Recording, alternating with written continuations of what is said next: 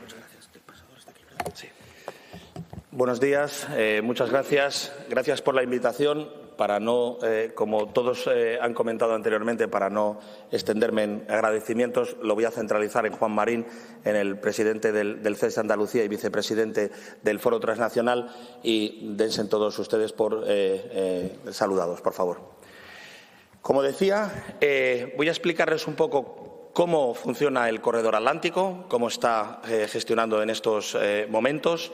Y quiero hacer particularmente, y haciendo honor a las palabras que también ha dedicado el viceconsejero de la Junta de Andalucía, donde me pedía también que explicara algunas de las cosas, y fruto de la muy amable conversación que tuvimos en la noche de ayer, incluso he cambiado algunas partes de mi presentación para responder a todas las dudas, cuestiones y planteamientos que espero que queden resueltas a lo largo del día. Fue fructífera la cena de ayer, ¿verdad, Juan? Estuvo bien. Bien. Miren, comentaba muy bien el profesor Secchi que las redes transeuropeas de transporte tienen una historia detrás. Comienzan con los informes en los años 2000 y 2003. Bueno, tienen ahí un correlato que, como las presentaciones después, como habían comentado, las van a tener, yo les voy a hacer un resumen un poco más ágil y un poco más avanzado. Pero es en el año 2013 donde se aprueban los reglamentos 1315 y 1316 que desarrollan la red transeuropea de transportes y que son reformados aproximadamente cada 5 años. Tuvimos una reforma en los años 2000, en el año 2019 y posteriormente este mismo año, en el año 2024, como ha comentado el profesor Secchi. Esto ha dado lugar al desarrollo en Europa de lo que pueden ver ustedes aquí, los 9 grandes corredores europeos, de los cuales 2 se desarrollan en territorio español, el corredor mediterráneo y el corredor atlántico. Cabe resaltar que el corredor atlántico, que nace en Mannheim, en Alemania, y que recorre 5 países, Alemania, Francia, Irlanda, España y Portugal, tiene su finalización o puntos finales en Huelva y en Algeciras. En Huelva, donde se comunica también por vía marítima con Canarias, y en Algeciras. Son los puntos más extremos del corredor atlántico. Por lo tanto, para un licenciado en Geografía, cuando antes han comentado que estábamos en un punto geográficamente importante, pues he de resaltar también este aspecto. Quería, antes de entrar en materia, comentarles un tema que también empieza a resultar importante dentro de los corredores, y es que vamos a tener, y lo comentábamos ayer también, tuvimos oportunidad en la cena, de comentar el tema de la movilidad militar.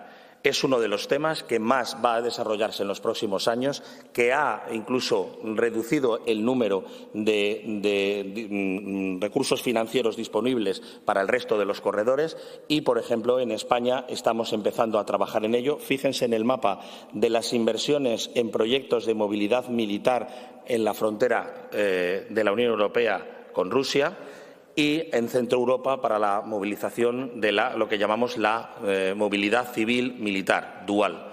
En España hemos empezado con proyectos que tienen que ver con la electrificación Salamanca-Fuentes de Oñoro, dentro de esto de las conexiones con Portugal, o incluso en temas de muelles, de adaptación de muelles para la movilidad militar en el puerto de Bilbao, como pueden contemplar en el corredor atlántico. Entrando en materia, corredor atlántico es un corredor que podemos definirlo de muchas maneras, pero nosotros la definimos de la siguiente. Es una red transeuropea de transportes dedicadas para las personas y para las mercancías, no solo en el ámbito ferroviario, sino también en el aeroportuario, carreteras, puertos, nodos urbanos y vías navegables. Es decir, tenemos una dimensión, en primer lugar, transeuropea y una dimensión también de todos los modos de transporte en los que estemos pensando, de tal manera que en la explicación posterior que haga del desarrollo de todo ello verán que aparecen todos y cada uno de estos ítems. Es importante decir que para muchos de los que están aquí, que cuando definimos una red transeuropea es la norma europea la que determina cuáles son los valores o las actuaciones que se deben llevar a cabo. Por ejemplo, en el tema de la infraestructura ferroviaria, y lo tienen puesto aquí, lo que la Unión Europea determina es que dentro de esos, que decía el profesor Secchi, red básica, año 2030, Red Global, Red Básica Ampliada, año 2040 o Red Global 2050, a lo que nos lleva en cada una de sus aplicaciones es a que nuestras infraestructuras estén electrificadas, tengan un sistema de señalización homogéneo en toda la red mediante el sistema RTMS europeo, que todas ellas tengan 22,5 toneladas por eje, que tengan una velocidad de 160 kilómetros por hora. Lo repito por si alguien no lo ha entendido bien, 160 kilómetros por hora. En ningún momento la Unión Europea habla de alta velocidad, no lo recoge y no lo pone, lo deja a criterio de los países, ¿de acuerdo? Y con trenes de 740 metros, para lo cual se desarrollarán apartaderos de 750 metros. Bien, no quiero extenderme muchísimo en otras cosas, pero para que se den cuenta de la importancia que tiene el corredor para España, aquí tienen el volumen de kilómetros en cada una de las actuaciones que tiene el corredor atlántico en Europa y cuánta de esa repercusión es la española. Somos prácticamente en todos los ítems el 50% del corredor atlántico europeo, lo cual nos pone en una tesitura como país, ya no como Gobierno, sino como país, de actuación en todas las infraestructuras de forma importante. Fíjense, representamos al 65% de la población y al 66% del PIB español. Tenemos más de 30 nodos urbanos que están dentro del corredor. Tenemos 9 terminales intermodales, 9 puertos, 5 aeropuertos dentro de la red básica, 5.413 kilómetros de línea ferroviaria y 2.880 kilómetros de carreteras. Señoras y señores, el corredor atlántico en España agrupa a 13 de las 17 comunidades autónomas. 13 de las 17 comunidades autónomas. Es la obra de interconexión, de movilidad más importante que en estos momentos tiene España. Para que se hagan una idea, quería detallarles aquí cuáles son, como este corredor ha tenido modificaciones, como ya les he comentado, cada 5 años, quería comentarles para que vean la importancia que ha tenido las ampliaciones que se han ido dando en el corredor desde su aprobación en el año 2013 a la modificación que se realiza en el año se inicia en el año 2018, se vota en el 19 y tiene efecto desde el año 2021, y la que acaba de aplicarse ahora mismo. Pues como ven ustedes ahí, en color amarillo tienen la que se aprobó en el año 2013, en color verde tienen la ampliación que se realiza en el año 21, entre la cual está la ampliación del Sevilla-Huelva, y la propuesta de ampliación que se ha votado y que ya ha entrado como ha dicho el profesor Secchi, en publicación el pasado 28 de junio y entró en vigor el 18 de julio de este año, la ampliación del corredor en lo que sería su red básica. Aquí lo que estamos viendo es la red básica Objetivo 2030. Me comentaba anteriormente el viceconsejero que estamos realizando una serie de presentaciones, ya lo hemos hecho en Galicia, lo hemos hecho en Asturias. Seguimos con todas las presentaciones, con todas las comunidades autónomas en marcha. Dentro de muy poco lo vamos a hacer en Extremadura, lo vamos a hacer en Castilla y León, lo vamos a hacer en Andalucía. Vamos a ir presentando el plan director del corredor atlántico. Pero ya que estaba aquí y ya que evidentemente había una cierta expectación de cómo iban todos y cada uno de los trabajos, pues me he permitido desarrollarles absolutamente todo lo que tiene que ver con Huelva y algunas cosas con Andalucía. Aquí pueden ver tanto la red del corredor atlántico como la red del corredor mediterráneo que afectan a Andalucía. Si se dan cuenta, en color azul pueden ver todo lo que es la red de alta velocidad, la red que tendrá ancho internacional, ancho UIC, y verán si tiene vía doble o vía única.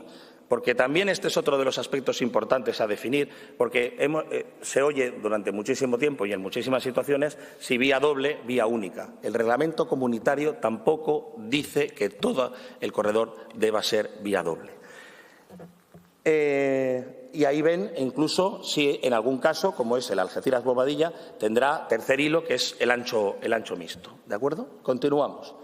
Si vamos centrándonos, para que se hagan una idea de cuántos kilómetros de carreteras, como les digo, esta presentación como la tienen, están dentro de la red básica o están dentro de la red global, dentro de la red de Andalucía, pues se lo hemos querido destacar para que vean la importancia que tiene Andalucía dentro de la red ferroviaria. Vamos a empezar por las carreteras. Dentro de las carreteras, aquí tienen las carreteras que forman parte del eje atlántico. Son estas y no hay más. Entran dentro del programa del reglamento. 736 kilómetros en la red básica, 314 dentro de la red global. Y está incluida la A49, que antes el consejero mencionaba, Sevilla-Huelva, y evidentemente esta carretera forma parte del corredor atlántico dentro de su red básica y todas las especificaciones que tenga que cumplir, como mejora de trazado, como estado y situación, comentaba el viceconsejero, 3 carriles. En estos momentos no podemos decir cuáles son las planificaciones porque se juntan con las planificaciones previstas para la S40 dentro de Sevilla, que también entra dentro de la planificación. Una vez que se completa la S30, pues veremos qué actuaciones forman parte de la red global y de la red básica de la A49. Pero aquí, por ejemplo, hemos detallado algunas de las actuaciones con presupuesto que se acometen por parte del Gobierno de España en el corredor atlántico en lo que tiene que ver con carreteras. Tienen ustedes algunas de ellas en anteproyecto, otras en licitación, otras en redacción, otras en ejecución, incluso otras finalizadas. Y seguiremos haciendo este análisis pormenorizado en todas y cada una de las comunidades con seguimiento semestral de todas las actuaciones para que vean cuáles son las actuaciones que tenemos en marcha. En materia de aeropuertos, hay 2 aeropuertos que forman parte de la red de aeropuertos del corredor atlántico, el aeropuerto de Sevilla y el aeropuerto de Jerez, uno de ellos dentro de la red básica, otro dentro de la red global, y aquí tienen la información de la inversión que dentro del DORA, del Documento de Ordenación y Regulación Aeroportuaria, que AENA tiene obligación de publicar cada 4 años y que está trabajando ya en el documento 2027-2030, las inversiones que tiene previstas para el aeropuerto de Jerez y para el aeropuerto de Sevilla. Tenía también un listado de las mismas, pero por abreviar la información y no abrumarles, pues se la podemos pasar a continuación. En materia de puertos, hay 4 puertos que conforman el corredor atlántico en esta parte occidental de Andalucía: Algeciras, Huelva, Sevilla y Cádiz. Todos ellos tienen unas inversiones que, como pueden ustedes comprobar, incorporan conexiones ferroviarias al corredor, que es la parte más importante. Veremos también una parte de terminales, y en puertos como el de Huelva, que, si me permiten, he traído las inversiones que se han acometido históricamente en el puerto y secuenciadamente durante todos los años, verán que hay una uniformidad en las inversiones que se realizan en el puerto para que el puerto pueda acometer todas aquellas actuaciones que sean necesarias, como se ha comentado a lo largo de toda la mañana, para el aumento de su competitividad, de su actuación y de su fomento.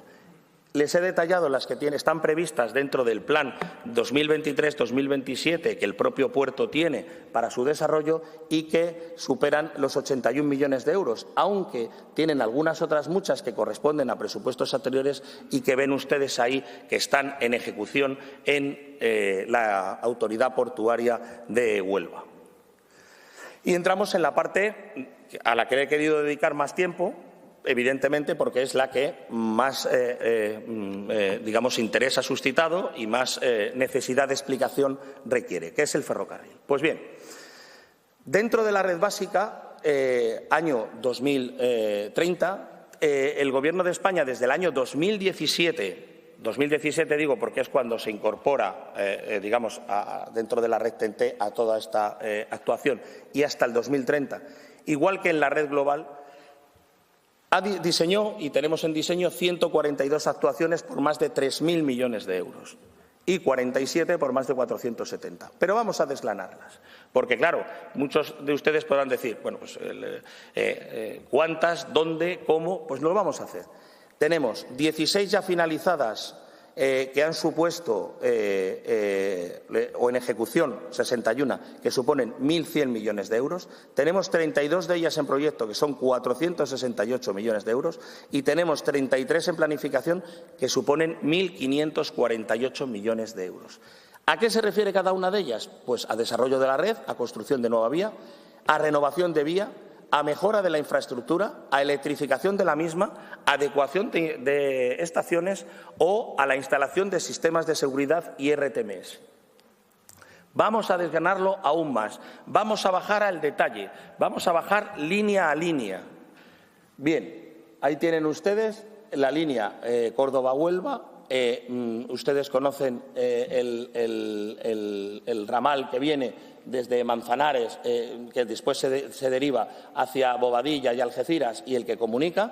Pues ahí estamos con las instalaciones de seguridad y telecomunicaciones, está en mejora y renovación las instalaciones de seguridad, está en ejecución en la instalación del BAU entre Valchinchón y Fuentepiedra, y hay en renovación distintas infraestructuras para las que ya incluso están contratados los proyectos y en redacción las adecuaciones de la infraestructura. Hemos hecho algún semáforo porque conviene que veamos en verde lo que ya está terminado, en naranja lo que se está trabajando y en rojo cuando no se hubiera iniciado ningún tipo de actuación. Dentro de la conectividad de Huelva, me gustaría comentarles, porque se ha comentado durante estos días, el tema del acceso de la alta velocidad a Huelva. Por supuesto que el Gobierno tiene en desarrollo la redacción de los nuevos estudios informativos fruto de la caducidad de la declaración de impacto ambiental que se produjo en años anteriores de la alta velocidad. Pero hemos encontrado una solución que consiste en una intervención entre Valenciana de la Concepción y Palma del Condado, en la provincia de Sevilla, que con una extensión de 45 kilómetros y una inversión de 410 millones de euros supondrá una renovación y duplicación de la vía en esa ubicación del tramo Sevilla-Huelva, lo que nos permitirá que Huelva esté conectada con Sevilla en un tiempo de 50 minutos frente a la hora y 30 minutos actuales. Además de eso, estamos trabajando, y he de reconocer y agradecer la colaboración de Puertos del Estado y muy especialmente del puerto de Huelva, para que además de esta actuación se puedan realizar 2 apartaderos de trenes de 750 metros en la estación de Salteras, cuya obra ya está adjudicada en marzo de este año por 3,29 millones y 14 meses de plazo. Y estamos licitando la ampliación también del apartadero de Escacena, que va a estar adjudicada antes de finalización de este año. Y una vez que estén los dos en funcionamiento, finales del año 25 para el primero y a inicios del 26 para el segundo, aún más aumentaremos la capacidad de la infraestructura entre Sevilla y Huelva, que en estos momentos es de 16 trenes de viajeros al día y de 25 de mercancías, total 41, cuando en estos momentos, a 31 de diciembre, estarán circulando 6 trenes de viajeros y entre 8 y 10 de mercancías al día. Eso nos dice que, de momento, tendríamos una sobrecapacidad de la línea para actuar. Aún así, con todas estas actuaciones, generaremos mucha más capacidad de surcos para acometer todas aquellas actuaciones que tanto la Autoridad Portuaria de Huelva en materia de autopistas ferroviarias pueda generar, como el entorno económico y social de Huelva pueda necesitar. Y, evidentemente, continuaremos con el resto de estudios y acciones para completar la línea Sevilla-Huelva en todos aquellos tramos de vía que les estábamos comentando. Pero es importante decir también que la Autoridad Portuaria de Huelva gestiona en Sevilla la terminal de Majarabique, una terminal propiedad del Gobierno de España, de Adif, que está concesionada y que va a tener un impulso por un contrato superior a 20 millones de euros para la modernización de esa terminal, que sirve de hub y de backup para el puerto de Huelva, lo cual también es una inversión que se realiza en otra provincia, pero que revierte en la conectividad y en la mejora de las actuaciones del puerto de Huelva.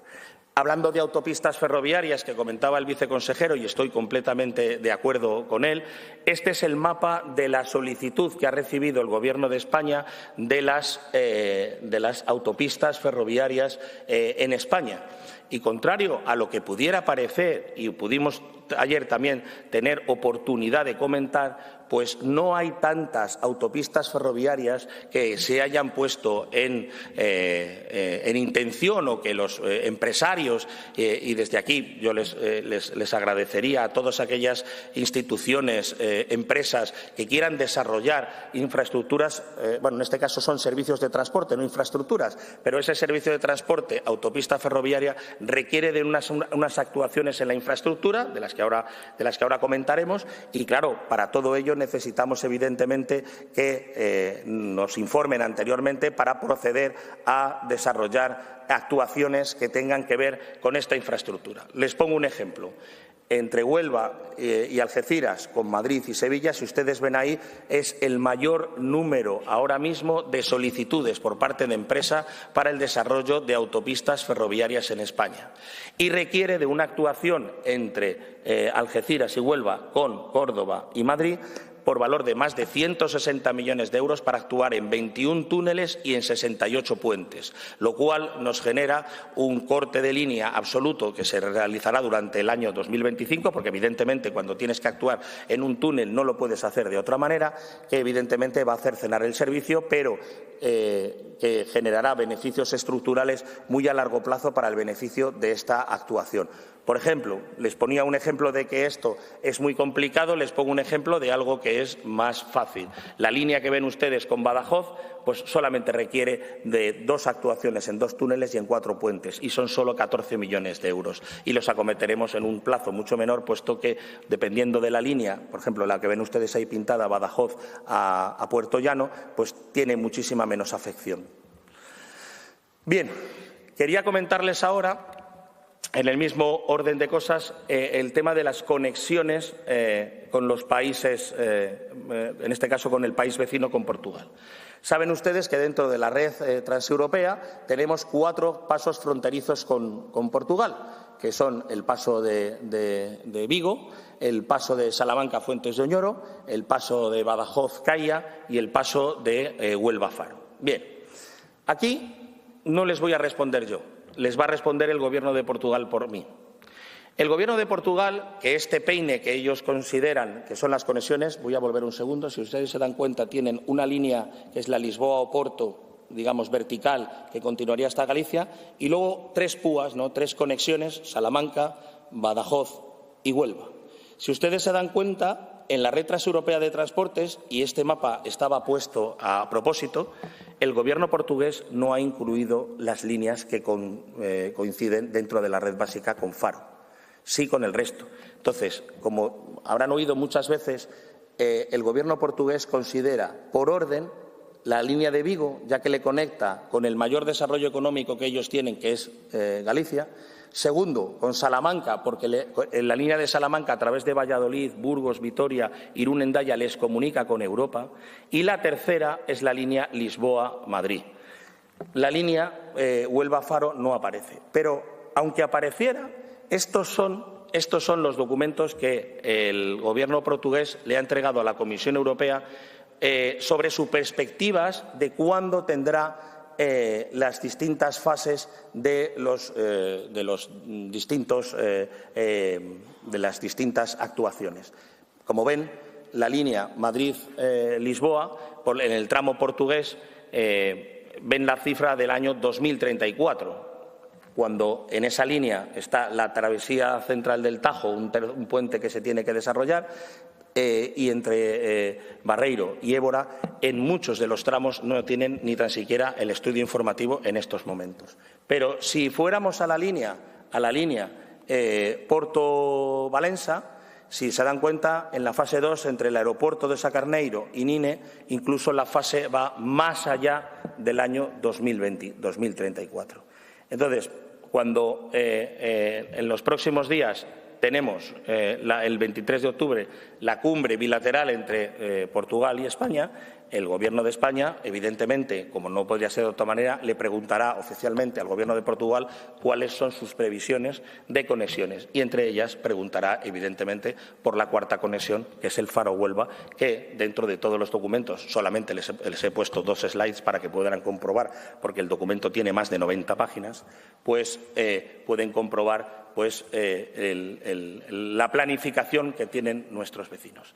Quería seguir con el tema de Huelva, porque una vez que ya hemos pasado el tema de la conexión o la mejora de la conexión ferroviaria, hemos hablado también del problema de la conexión Faro-Huelva, pues seguimos con el tema que muchas veces nos dicen la alta velocidad. No, la alta velocidad nosotros la tenemos en planificación y se está desarrollando y tiene su propio presupuesto, con sus propias actuaciones, sus infraestructuras de seguridad. Es más, el Gobierno realizó una rehabilitación completa de la línea Madrid-Sevilla, que la habrán sufrido la mayoría de ustedes durante los últimos años con retrasos en la circulación de los trenes y tal, donde se ha renovado toda la infraestructura, donde se ha cambiado todos los cambios de vía, donde el sistema LZB, comprado a Alemania en el año 92 para su instalación, está progresivamente sustituyéndose por su sistema RTMS.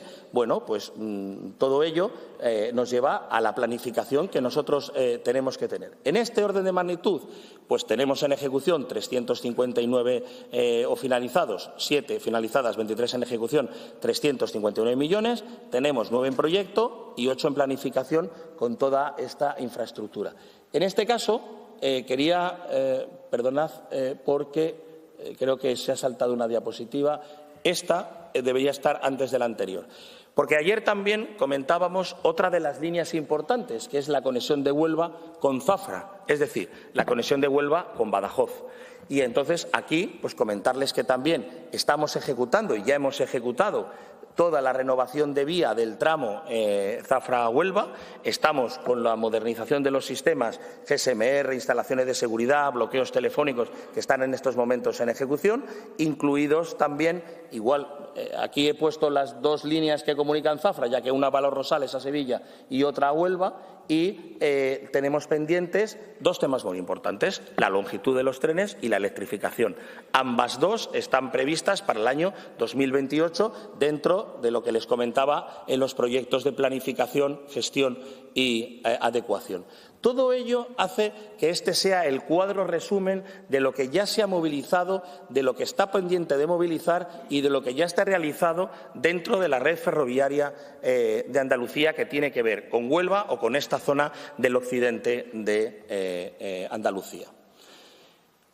Les decía, terminales de mercancías. Tenemos Sevilla-Majarabique, Córdoba-El Higuerón dentro del ámbito. Les comentaba anteriormente Sevilla-Majarabique, que estamos haciendo una importante actuación en ella, pero en Córdoba también, evidentemente porque puede haber muchas sinergias de comunicación entre estas 2 terminales. No en vano, en su día, en la licitación de la terminal de Córdoba-El Higuerón, todos los puertos de Andalucía se unieron, ¿verdad? Miro a Jaime, director comercial del puerto, para poder gestionar también esta infraestructura por parte de todos los puertos de Andalucía, ya que la consideran uno de los elementos importantes de conexión dentro de la red. Y como ven ahí, tienen el resto de terminales complementarias que estamos haciendo. Aquí les he puesto algunas de las obras de proyecto que estamos en estos momentos planificando en Sevilla-Majarabique y del resto de otras terminales que, estando en la red global, como puede ser la de Huelva Mercancías, Sevilla-La Negrilla, Jerez o San Roque,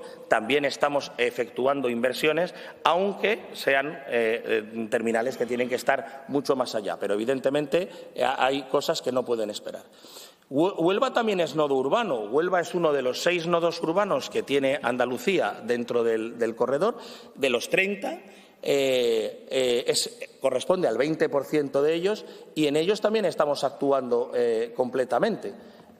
Por último, por terminar, porque se me acaba el tiempo, ¿hay dinero para todo esto?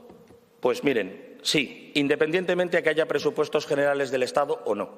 El presupuesto del corredor del año 23, prorrogado al año 24, es de 1.648 millones de euros. Era la primera vez que el presupuesto se equiparaba al del corredor mediterráneo, 1.695 para ese año. Pero es que además teníamos 2.478 millones de fondos europeos, 2.532 para el corredor mediterráneo, por primera vez equiparados. ¿Y esto qué nos ha hecho? Pues nos ha hecho que todas estas cifras de todo lo que teníamos ejecutado, revisado y actualizado supongan, como les decía anteriormente, que tenemos pendiente de ejecución más de 16.000 millones de euros. Pero tenemos el ámbito adecuado. ¿Por qué? Porque con los fondos de recuperación estamos en valores de 2.000, 2.200 millones de inversión anual, quedándonos 7 u 8 años para terminar la red global. Por lo tanto, vamos en velocidad de crucero, en ritmo de marcha, con inversiones planificadas, con inversiones en ejecución, con inversiones terminadas, y tenemos un realizado, un movilizado y un no movilizado.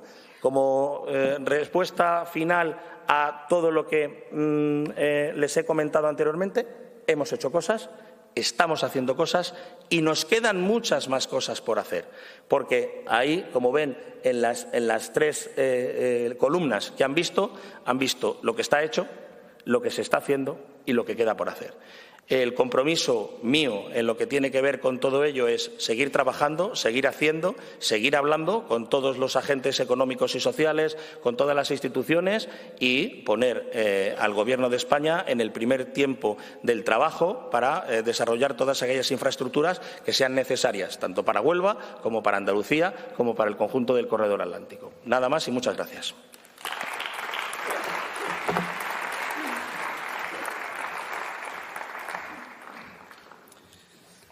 Pues muchísimas gracias. Con esta más que interesante alocución, más que interesante ponencia, pues cerramos el primer foro europeo de la red. El nivel de las ponencias de la red transnacional atlántica, el nivel de las ponencias ha sido altísimo, el de la mesa redonda también, evidentemente. Es un privilegio que Huelva sea escenario de este tipo de foros con tanto nivel. Vamos a recordar que estas ponencias todas pueden ser accesibles a través de la web. Por tanto, nos queda tan solo el acto formal de clausura. Para ello solicitamos la presencia en este atril de Juan Marín, presidente del Consejo Económico y Social de Andalucía y vicepresidente de la Red Transnacional Atlántica, y de Patrick Kerr, presidente del Consejo Económico, Social y Medioambiental de Bretaña y presidente